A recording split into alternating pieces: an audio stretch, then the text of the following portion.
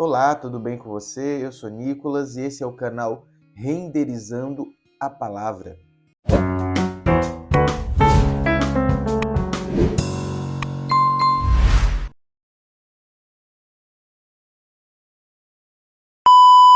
Hoje nós vamos estar estudando o livro de Filemon.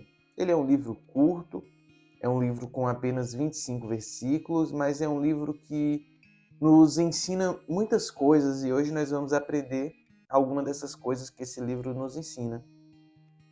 Para nós já estarmos iniciando essa exposição do texto bíblico, vamos fazer apenas uma breve oração. Senhor, em nome de Jesus, queremos te agradecer por esse dia, por esse momento, por essa oportunidade. Que o Senhor nos abençoe, nos dê sabedoria. Que o Senhor faça com que tudo que for falado possa ficar em nossos corações, que seja a sua palavra em nossas vidas. É o que eu te peço e te agradeço. Em nome de Jesus, amém. Bem, para nós iniciarmos esse livro, a primeira coisa que nós vamos estar vendo é que Paulo ele escreve esse livro. Paulo ele escreve esse livro aí por volta do ano 60. Paulo ele estava preso em Roma e então ele escreve esse livro. Esse livro ele é escrito para Filemon, como nós vemos pelo título do livro, mas ele é escrito a Filemon e também à igreja que se reunia ali em sua casa. Filemon que morava provavelmente em Colosso, ali naquela região dos Colossenses, e toda a igreja que se reunia na casa dele também iria ouvir essa carta. Então essa carta nós vamos ver que ela era uma carta de cunho pessoal, mas também era uma carta para aquela igreja que estaria ali naquele lugar se reunindo. Então também era uma carta para a igreja. Era uma carta que iria servir de testemunho para aquela igreja. Para que nós possamos entender o motivo de que Paulo tenha escrito essa carta, nós vamos estar vendo que o problema real disso, o que levou Paulo a escrever essa carta, foi por conta da conversão de Onésimo. Onésimo que ele era um escravo de Filemon, e Onésimo então ele se converte ao cristianismo, mas antes dele se converter, ele foge. Então Onésimo, que era escravo de Filemon, ele foge ali da sua casa, no caso da casa de Filemon. Provavelmente, pelo que o texto nos mostra, ele roubou também, então ele fugiu e roubou, então ele fugiu. Nessa fuga é onde ele encontra com Paulo, é onde ele se converte, é onde ele se transforma agora em uma nova criatura. E quando nós vamos olhar então o propósito dessa carta, é porque Paulo queria então que Onésimo fosse liberto, que Filemon pudesse agora libertar a ele. Quando nós olhamos o conteúdo dessa carta, nós vamos ver que ela fala principalmente de duas coisas: do amor de Cristo e fala também da igualdade em todos em Cristo Jesus. Então, quando nós olhamos para essa carta, nós precisamos olhar e entender que ela vai estar falando do amor e ela vai estar falando de uma igualdade entre todos em Cristo Jesus, que não há um maior do que o outro, não há um melhor do que o outro, não há escravo, não há livre, todos são de Cristo, todos são iguais diante de Cristo. Então essa é a mensagem principal dessa carta, a mensagem que essa carta ela nos traz. E tanto que quando nós vamos olhar a partir do versículo 1 em diante, nós vamos ver que Paulo ele sempre vai falando e as palavras que ele usa, ele já desde o início, ele começa falando já em relação a essa igualdade em Cristo Jesus. Ele começa agora a se colocar como um escravo de Cristo Jesus. Para que nós possamos olhar, por exemplo, o versículo 1, logo no início, já começa o seguinte: Paulo, prisioneiro de Cristo. Olha que interessante que Paulo ele começa a dizer, e o adjetivo que ele usa aqui agora é como um prisioneiro de Cristo. Sendo que nas outras cartas nós vamos ver muito Paulo falando, Paulo, apóstolo de Cristo, porque ele queria ali afirmar e respaldar ali a autoridade que ele tinha naquele lugar para falar, para ensinar. Só que quando nós olhamos aqui a Filemon, e olhamos então o propósito dessa carta, nós vamos ver que Paulo ele está ali falando, ele começa a dizer como um escravo, ele começa a se colocar como um escravo. E ele começa a falar isso. Paulo, escravo de Cristo. Então aqui nós já começamos a ver o que Paulo ele pretende dizer, o que Paulo ele pretende colocar, que é a igualdade entre todos em Cristo Jesus. Quando nós iniciamos, e nós vemos então já no versículo, ainda no versículo, agora melhor. Quando nós olhamos então já ainda o versículo 1, que ele começa a dizer, então Paulo, prisioneiro de Cristo Jesus, e o irmão Timóteo, a Filemon, a você, Filemon, nosso amado cooperador. Então Filemon ele era alguém que trabalhava, era alguém que era cooperador, era alguém que estava ali na obra, era alguém que ajudava Paulo.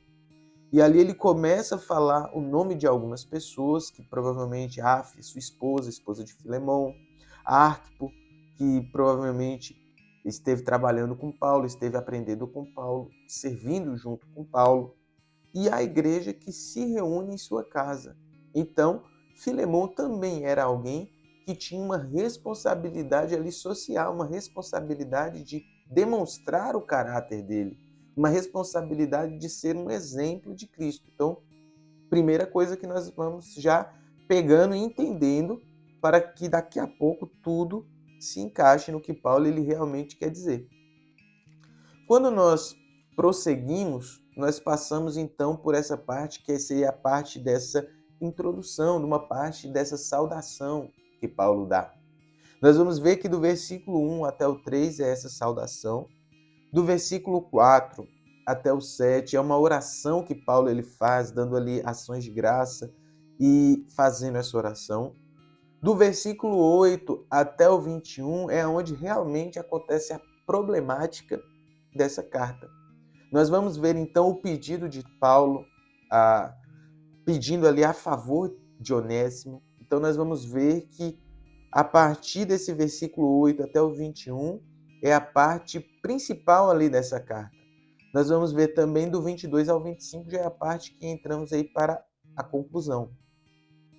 Passando então por esses versículos iniciais, quando nós vamos olhar essa oração de graças que Paulo ele faz, nós vamos ver também algumas coisas que Paulo ele solta ali sobre Filemon. Uma das coisas que nós podemos olhar é o seguinte, Paulo ele diz o seguinte, no versículo 4, então sempre dou graças ao meu Deus, lembro-me de você nas minhas orações, porque ouço falar da sua fé no Senhor Jesus e do seu amor por todos os santos. Então, quando nós olhamos esse versículo 4, nós vamos ver que Paulo ele levanta duas coisas, duas características em relação a Filemon. O seu, no caso, a sua fé em Cristo Jesus e o seu amor por todos os santos. Lembra?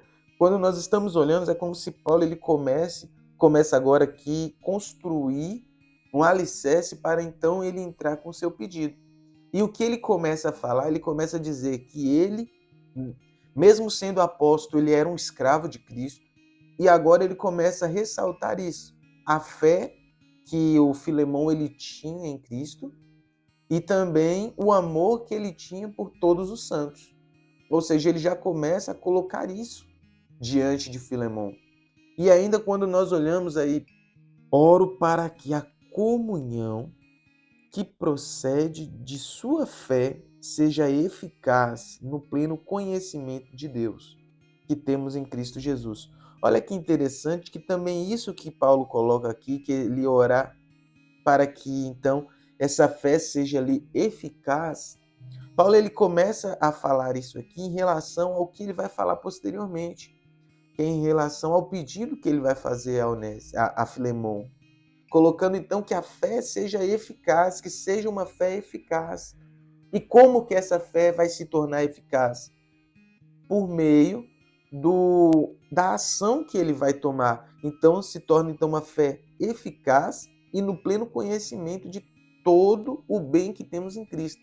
Ou seja, ele está falando ali da atitude que ele vai requerer de Filemon. Quando nós olhamos ainda, agora já ao final do versículo 7, vai nos dizer assim: porque você, irmão, tem reanimado o coração de todos os santos.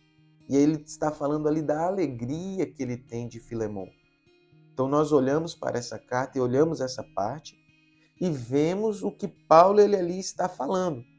Paulo ele está dizendo para Filemon que ele é alguém que é um exemplo. É alguém que é reconhecido pelo amor que ele tem pelos irmãos, é alguém que é reconhecido pela sua fé. Ele é alguém que agora Paulo ele está orando para que essa fé que ela é reconhecida seja agora uma fé eficaz em Cristo Jesus. E como que ela será uma fé eficaz em Cristo Jesus? Quando ele passasse agora a agir como um imitador de Cristo, quando agora ele passasse a agir ali no pedido que Paulo iria falar com ele. Quando nós chegamos agora, passando essa parte dessa oração, e entramos a partir do versículo 8, nós entramos então nessa parte real da problemática de Filemon, na problemática que é levantada aqui nessa carta. Então, para que nós possamos ver, a partir do versículo 8, os problemas que Paulo ele vai estar mostrando aqui são 3 problemas que ele vai estar vendo. O primeiro problema que ele vai estar levantando, e é o primeiro problema que ele está encarando de frente, é porque Paulo ele vai fazer um pedido que iria de encontro àquela cultura daquele lugar. Veja, Paulo estava ali e a região que ele estava, a cultura que predominava naquele lugar, era uma cultura que dava legalidade ao escravagismo, ou seja, as pessoas poderiam ter escravos. Então, era algo daquela sociedade, daquela cultura. E os escravos, como que a pessoa poderia ser um escravo? Ou poderia ser por meio de guerras, e aí seriam escravos de guerra.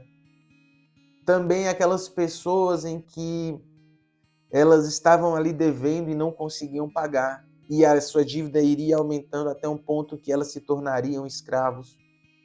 Porque o escravo naquele momento, naquele período, naquela região, muitas vezes eles recebiam pelo seu serviço. E tinham escravos de inúmeras funções. Escravos que sim, sofriam muito, não tinham direito a nada, que eram colocados em situações deprimentes, situações de calamidade, que sofriam. Mas também tinham escravos em que trabalhavam como escribas, alguns poderiam trabalhar como médicos, ou seja, tinha-se inúmeras funções como escravos. E os escravos, alguns deles iriam receber para que pudessem então pagar as suas dívidas. Eles tinham uma certa autonomia naquele valor que eles estavam ali recebendo. Então, um problema que Paulo encontra é esse problema cultural daquela região. O segundo problema que Paulo ele vai encontrar, ainda dentro da cultura, é porque Paulo agora ele se encontra com Onésimo, que era aquele escravo, e, de certa forma, aquele escravo era pertencente a alguém, era pertencente a um senhor.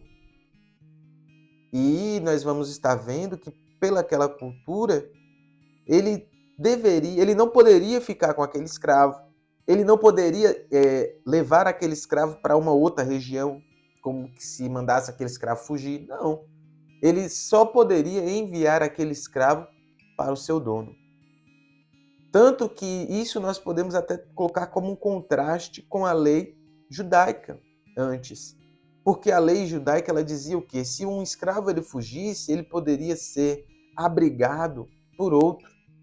Então ele fugia de uma propriedade, ia para outra, naquela outra propriedade ele poderia ser agora ali guardado, abrigado. Não necessariamente precisaria devolver aquele escravo. Mas pela cultura romana, pela cultura daquela região, naquele momento ele precisava, no caso, devolver para o seu dono. Então esse é um segundo problema que Paulo encontra. Agora, o terceiro problema que Paulo encontra é que Paulo ele é um servo de Deus. Paulo ele é um imitador de Cristo. Ele é um cristão.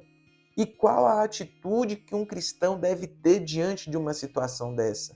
Qual era a atitude que Paulo deveria ter diante daquela situação?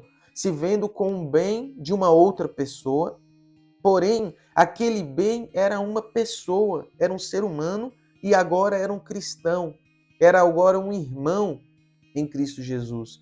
O que ele deveria fazer?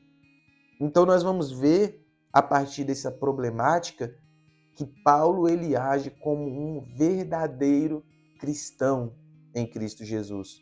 O pedido que ele faz é um pedido que vai mudar aquela região, não a região em si, mas ele vai mudar muitos conceitos e preconceitos, ideologias que tinha naquele momento.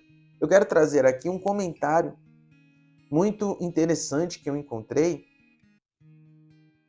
sobre, no caso, no comentário de Filemon, feito ali na série de estudos bíblicos do John MacArthur, que diz o seguinte, que em nenhum momento do Novo Testamento ele dirige ataques contra a escravidão. Se assim o fizesse, as consequentes rebeliões de escravos seriam brutalmente reprimidas e a mensagem do evangelho seria irremediavelmente confundida com uma reforma social. Em vez disso, a doutrina cristã combateu os males da escravidão, transformando o coração do escravo e do dono de escravo, ao destacar a igualdade espiritual entre o dono e o escravo. A Bíblia aboliu os abusos da escravidão. Ou seja, quando nós olhamos essa parte, nós vamos ver que a Bíblia, por mais que ela não fale ali sobre essa questão de escravidão, que ela não autorize a libertação, assim, fale escancaradamente que precisa ser libertos os escravos.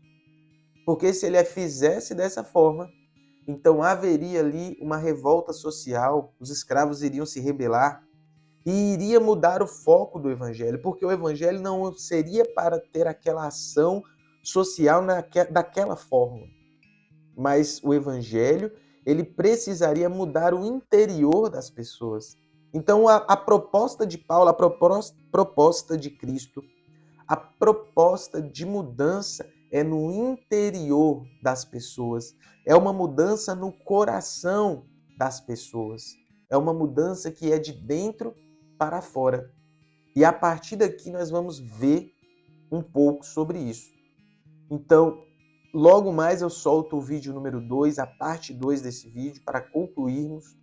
Muito obrigado por ficar até aqui. Se você ficou até aqui, deixa um curtir, deixa um comentário, compartilhe, se inscreva. E eu acredito que Deus vai ter uma mensagem melhor para a sua vida. Escreva algo nos comentários. Escreva aí se você gostou, se não gostou, se achou interessante, se não achou relevante. Comente, fale algo. Até mais. Muito obrigado.